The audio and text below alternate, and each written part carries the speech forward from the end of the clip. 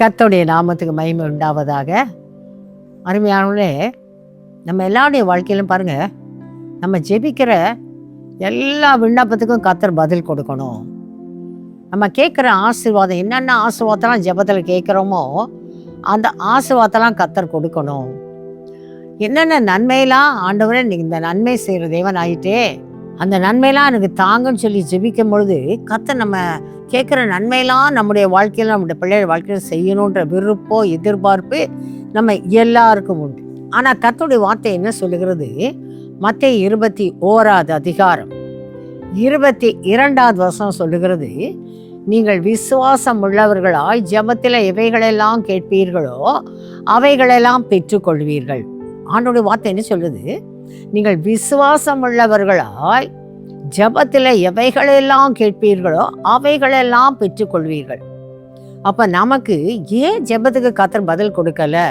நம்ம இவ்வளோ தூரம் ஜெபிக்கிறோமே, விண்ணப்பிக்கிறோமே, ஆண்டவர் பதில் கொடுக்கலேன்னு நம்ம யோசிக்கிறோம். இன்னைக்கு கூட அப்படித்தான் அந்த நிகழ்ச்சியை பார்க்குற உங்களில் ஒரு சிலருக்குள்ள, நான் எத்தனை மாதமாக ஜெபிக்கிறேன், நான் எத்தனை வருடமாக ஜெபிக்கிறேன், இன்னும் இந்த ஜெபத்துக்கு கர்த்தர் பதில் கொடுக்கலையே, நான் எதிர்பார்த்த ஆசீர்வாதத்தை கர்த்தர் என் பிள்ளைகளுக்கு செய்யலையே, இன்னும் இந்த தடம் மாறலையே, அப்படிப்பட்ட கேள்விக்குறியோடு கூட இந்த நாள் இந்த நிகழ்ச்சியை பார்க்கலாம். நம்மை பார்த்து கர்த்தர் சொல்றாங்க, நீ விசுவாசம் உள்ளவர்களாய் ஜெபத்தில் எவைகளை கேட்பீர்களோ அவை எல்லாவற்றையும் நான் கொடுப்பேன், அவை எல்லாவற்றையும் நீங்கள் பெற்றுக்கொள்வீர்கள். அப்போ கர்த்தர் நம்மளத்தை எதிர்பார்க்க ஒரு ஆவிக்கிற அனுபவம் விசுவாசம். நம்ம என்னென்ன ஆசீர்வாதம், என்னென்ன நன்மை எதிர்பார்க்கிறோமோ அதை கர்த்தர் செய்ய வல்லவர். ஏன்னா ஆண்டவர் சொல்கிறாங்க, நான் உன்னை ஆசீர்வதிப்பேன், நீ ஆசீர்வாதமாக இருப்பாய் என்று. அப்போ ஆசீர்வதிக்கிற கர்த்தர் ஆசீர்வதிக்கணும்னா ஏதோ ஜெபித்தோம், ஏதோ உபாசித்தோம், கண்ணீர் வடித்தோம், காத்தோன்னா இல்லை. அந்த ஜெபம் எப்படி இருக்கணுமா? விசுவாசமாக இருக்கணும். நம்முடைய விசுவாசம் கர்த்தர் பேரில் வைத்திருக்கணும். ஆண்டவர் செய்வார், ஆண்டவரால் முடியும், தேவனால் கூடாத காரியம் ஒன்றுமில்லை, விசுவாசிக்கிறவனுக்கு எல்லாம் கூடும், ஆண்டவருடைய வார்த்தை சொல்லுகிறது. அப்போ விசுவாசத்தோடு நம்ம ஜெபிக்கும் பொழுது இந்த விண்ணப்பங்களுக்கு பதில் கொடுக்குற கர்த்தர். பாருங்கள், வேதாந்தத்தை கூட நம்ம பார்க்கலாம்.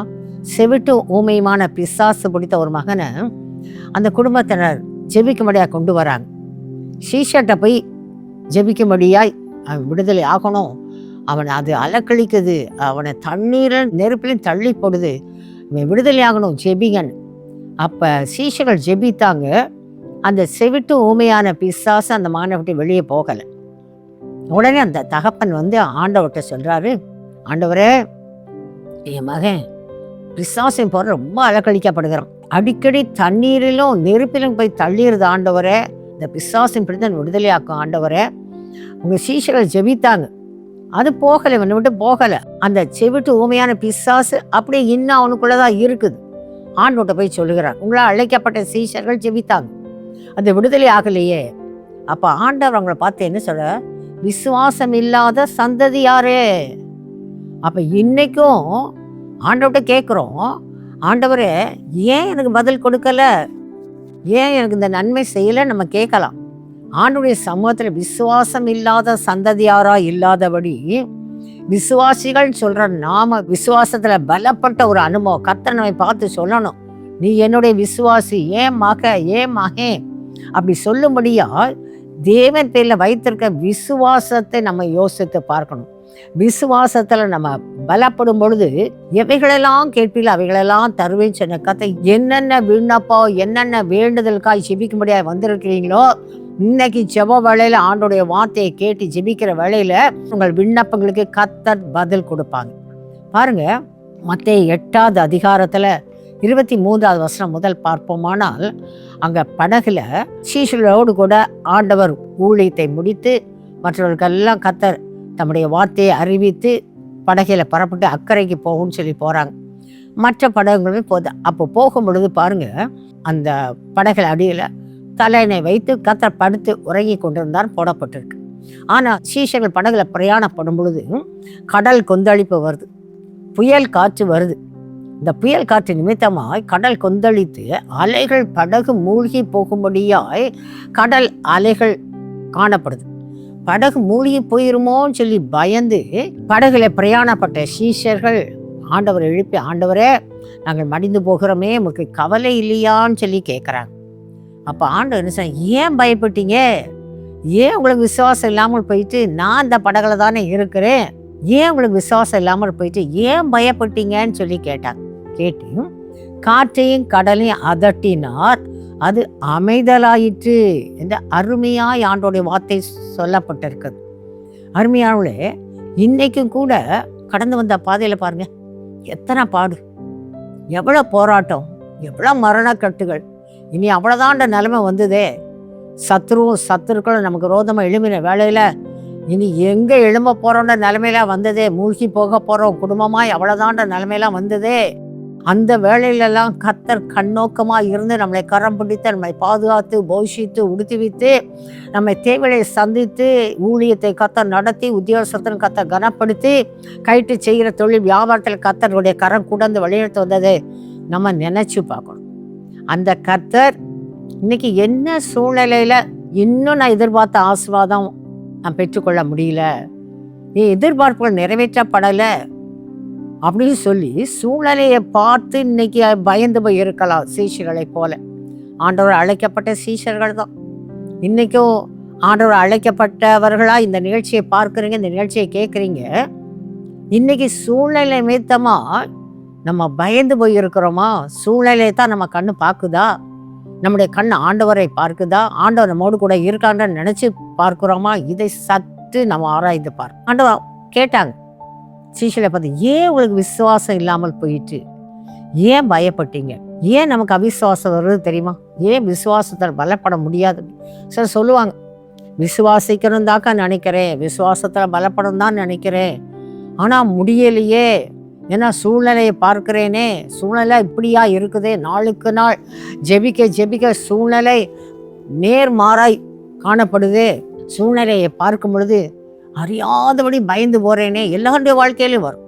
எல்லாம் ஊழியத்தை பார்த்து எத்தனை பேர் சொல்லுவாங்க, இந்த சூழ்நிலையை பார்க்கும் பொழுது, இந்த தடையை பார்க்கும் பொழுது, இந்த எதிர்ப்பை பார்க்கும் பொழுது, சரீரத்திற்கு பலவீனத்தை பார்க்கும் பொழுது என்னை அறியாதபடி ஒரு பயம் வருதே. ஆண்டவருடைய வார்த்தை சொல்லுகிறது, அவன் நமக்கு பயமுள்ள ஆவி அல்ல, பலமும் அன்பும் தெளிந்த புத்தியுள்ள ஆவியை கர்த்தர் கொடுத்திருக்கிறார். அப்போ அருமையாவே பயம் நமக்குள்ள வராதபடி, ஆண்டவருடைய சமுத்திர சூழ்நிலையை பாராதபடி ஆண்டவருடைய மாத்திரம் நம்முடைய கண்கள் நோக்கி பார்க்கும் பொழுது நம்ம விசுவாசத்தில் பலப்பட முடியும். ஏன் அவிசுவாசம் வருதுன்னா, முதலாவது என்ன தெரியுமா காரணம்? நமக்கு விரோதமாக எழும்பி இருக்கிற சூழ்நிலை. நம்முடைய கண் அதை பார்க்கும் பொழுதுதான் அந்த சூழ்நிலையை பார்த்து எந்த பாடு, எந்த வியாதி, எந்த போராட்டத்தையே நம்ம பார்க்கிறோமோ அதையே நம்ம சிந்தனை நினைவில் வைத்திருக்கும் பொழுது நம்மை அறியாதபடி நமக்குள்ளே இருக்க விசுவாசம் குறைந்து போகும். நம்மை அறியாதபடி பயம்தான் நம்மளை மேற்கொள்ளும். பயத்தின் ஆவி வந்துட்டாலே நம்மளால் ஜெபிக்க முடியாது, ஒரு மனதோடு ஜெபிக்க முடியாது. ஜெபிக்கலாம், உதட்டளவையில் ஜெபிக்கலாம், ஆனால் உள்ளத்தின் ஆழத்தில், அந்த உள்ளான ஆத்துமால விசுவாசத்தோடு ஜெபிக்கிற அனுபவத்தை நம்ம பெற்றுக்கொள்ளவே முடியாது. அவிசுவாசம் ஏன் வருது? சிலர் கேட்பாங்க, விசுவாசத்தில் தான் பலப்படணும்னு நினைக்கிறேன், ஏன் விசுவாசத்தினால பலப்பட முடியல? ஏன் அவிசுவாசம் வருதுன்னா, எந்த பாடு, எந்த பிரச்சனை, எது துக்கப்படுத்துதோ, எது நம்மளை கவலைப்படுத்துதோ அதை நம்ம நோக்கி பார்க்கும் பொழுது நமக்குள்ள இருக்க விசுவாசம் குறைபடும், ஜெபம் குறைபடும். விசுவாசம் குறைபட்டுட்டாலே நமக்குள்ள இனம் புரியாத பயம் காணப்படத்தான் செய்யும். இன்னைக்கும் அவிசுவாசத்தோடு கூட காணப்படலாம். கர்த்தர் சொல்றாங்க, நீ விசுவாசத்தில் பலப்படு, விசுவாசங்கள் எல்லாம் கூடும், விசுவாசமுள்ள ஜெபத்தில் எவைகளை கேட்ப அவைகளெல்லாம் பெற்றுக்கொள்வீர்கள். அப்போ விசுவாசத்தில் பலப்படும்படியா நம்மை சுற்றி இருக்கிற துக்கப்படுத்துற, வேதனைப்படுத்துகிற, கவலை உண்டாக்குற சூழ்நிலையை பாராதபடி, நெருக்கத்தை பாராதபடி, நம்முடைய பலவீனத்தை பாராதபடி, போராட்டத்தை பார்க்காதபடி, தடைகளை பார்க்காதபடி, இம்மட்டும் நமக்கு எபினேசராக இருக்கிற கர்த்தரை நோக்கி பார்த்து கடந்து வந்த பாதையில் எத்தனை காரியங்கள் கர்த்தர் நம்மை கரம் பிடித்து வழிநடத்தி வந்தாங்களே, எத்தனை காரியங்கள் நம்ம மறவாதபடி கர்த்தர் நம்மை நினைத்து பார்த்து, மருத்துவரால் கைவிடப்பட்ட நிலைமையில இனி அவ்வளோதான்ற நிலைமையில கர்த்தர் கிருபையா தூக்கி எடுத்தாங்களே, அந்த கர்த்தரை நினைத்து பார்த்து அந்த கர்த்தர் இன்றைக்கு என் கூட இருக்கிறாங்க. அந்த நாளில் இம்மட்டும் பலப்படுத்த கர்த்தர் இந்த சூழ்நிலையை மறக்க மாட்டாங்க. எவ்வளோ நெருக்கத்தில் வந்தோம், கர்த்தர் நம்மை போஷித்தாங்களே, கர்த்தர் நம்மை தேவையை சந்தித்தாங்களே, எதிர்பாராத வழியில் ஒரு ஆசீர்வாத வழியை கர்த்தர் திறந்தாங்களே. எத்தனை தடை, இந்த தடைக்கு மத்தியில் பல கண்கள் ஆச்சரியப்படும் வண்ணமாய் நம்ம எப்படி புதிய வழிகளை, ஆசீர்வாத வழிகளை கர்த்தர் திறந்து கொடுத்தாரே.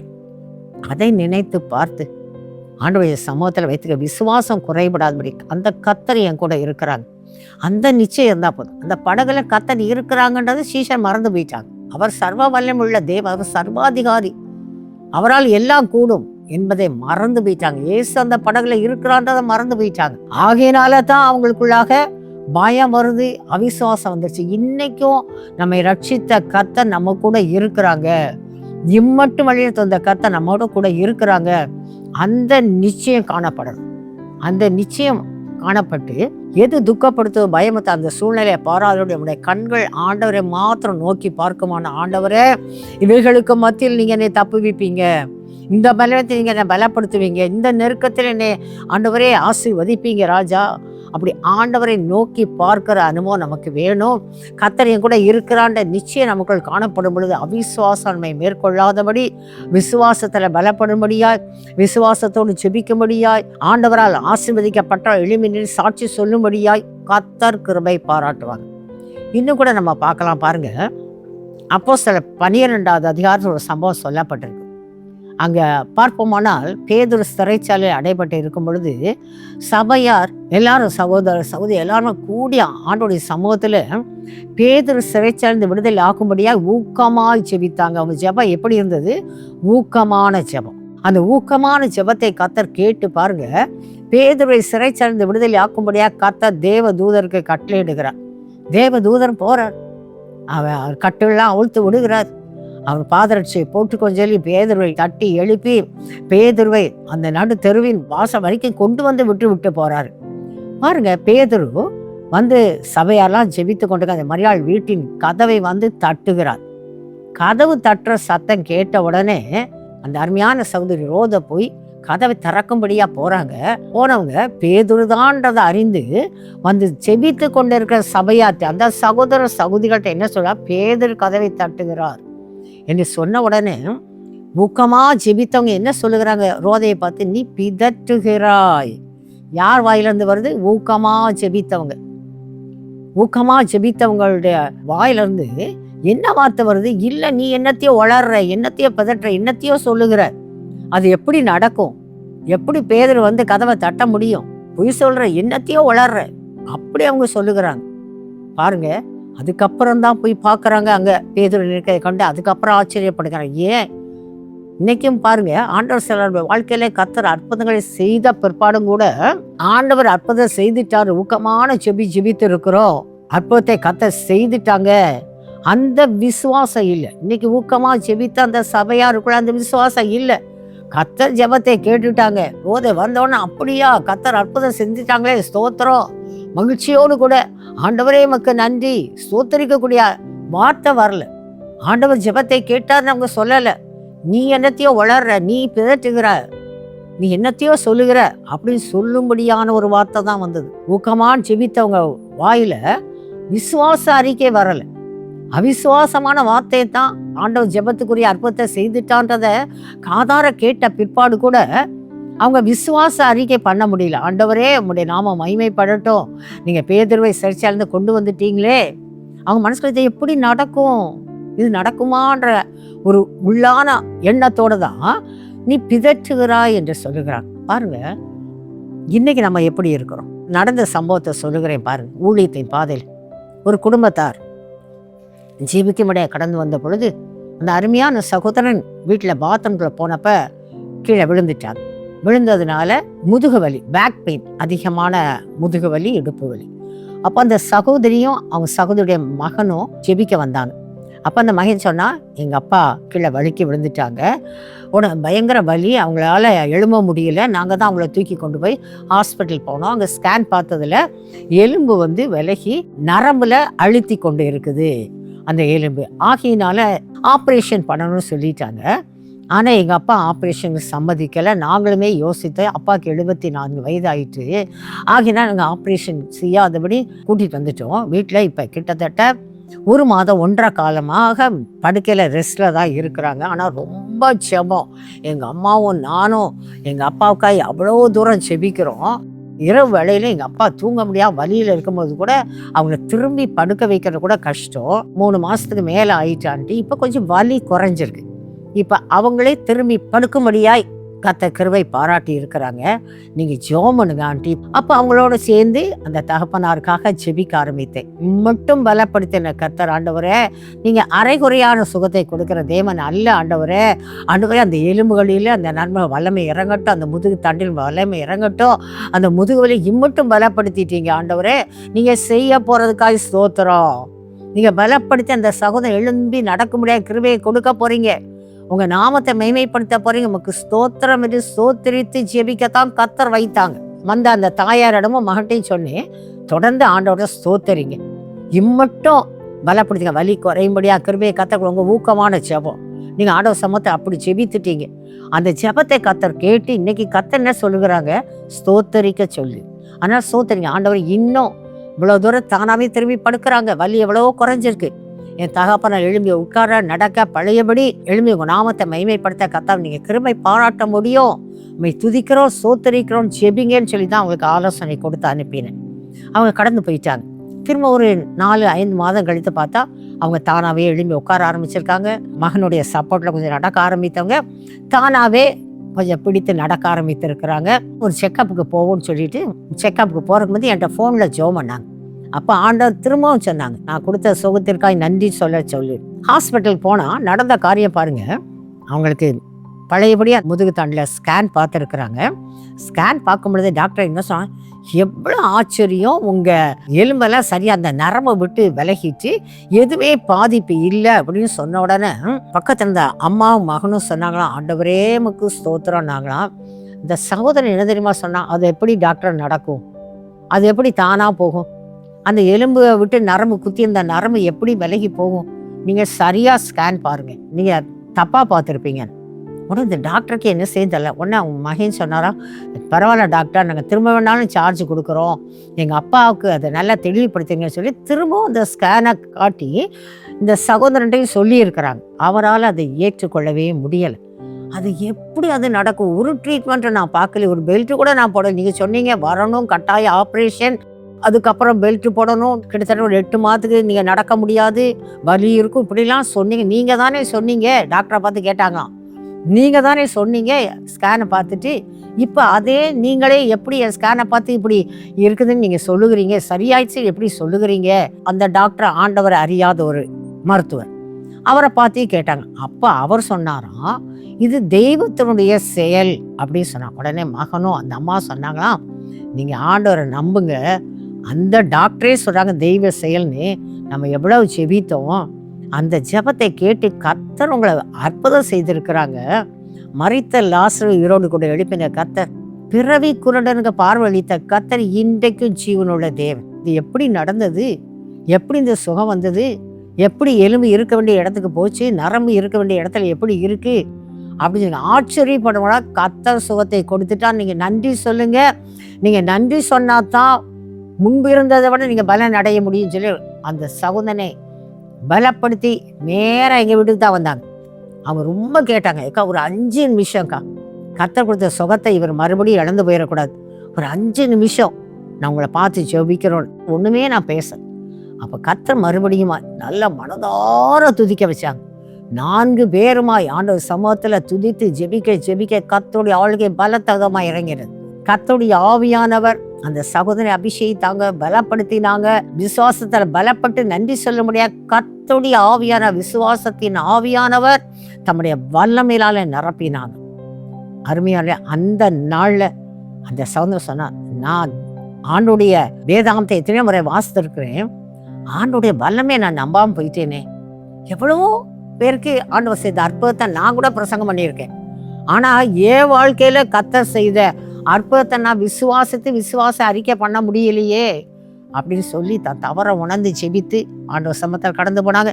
இன்னைக்கு எவ்வளோ தூரம் ஆண்டோட நாம மகிமைக்கா எழுப்பி ஊழியம் செய்யும்படியா குடும்பமாக மகிழ்ந்திருக்க கர்த்தர் கிருபை பாராட்டு. இன்னைக்கும் கர்த்தர் உங்களை பார்த்து சொல்லுகிறாங்க, ஆண்டோடைய சமூகத்தில் சூழ்நிலையை பார்க்காதீங்க, ஏன் இந்த விண்ணப்பம் கேட்கப்படலை, ஏன் இந்த ஆசீர்வாதம் கர்த்தர் கொடுக்கல. ஆண்டவர் சொல்லுகிறாங்க, விசுவாசத்தோடு ஜெபிங்க. அது மாத்திரமல்ல, விசுவாச அறிக்கை ஜெபிக்கும் பொழுது ஆண்டவரை நீங்கள் கொடுக்குறீங்க, என்னை பலப்படுத்துறீங்க, ஆண்டவர் இந்த தடையை நீங்கள் மாற்றுகிறீங்க, இந்த போராட்டத்துக்கு முடிவை உண்டு பண்ணுகிறீங்க, என் பிள்ளைகளுக்கான ஆசீர்வாதம் வழியை நீங்கள் திறந்துட்டீங்க ஆண்டவரே, எனக்கு ஸ்தோத்திரம் என்று விசுவாசத்தோடு ஜெபிக்கிறோம். ஜெபாவையும் பெற்றுக்கொள்ளுங்க.